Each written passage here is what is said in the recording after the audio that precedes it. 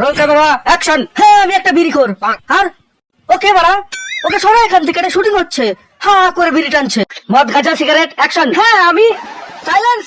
এই বাড়া মাইকটা আমার মুখের ভিতরে ঢুকাবে নাকি? কে হাসলো? এই তুই হাসছিলিস? হ্যাঁ স্যার সরি। কি বাড়া সরি? হাসছিলিস কেন? এত বড় ডায়লগ, পুরো ডায়লগটা তুই গাঁজা খেয়ে বলতে পারবি? পারবো স্যার। চালাই।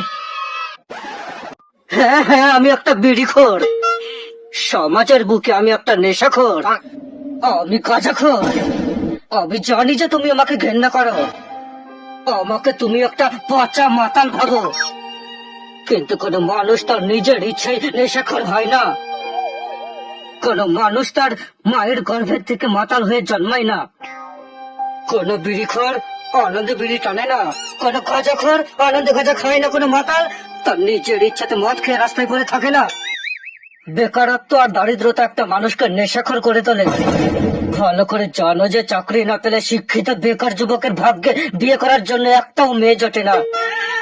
তাই এই পৃথিবী আমাকে একটা জিনিসই শিখিয়েছে, নেশা খেয়ে বেঁচে থাকাটা কোনো অন্যায় নয়, কোনো পাপ নয়, কিন্তু কিন্তু বেকারত্বের জ্বালায় মরাটা সবচেয়ে বড় অন্যায়, সবচেয়ে বড় পাপ, সবচেয়ে বড় অন্যায়।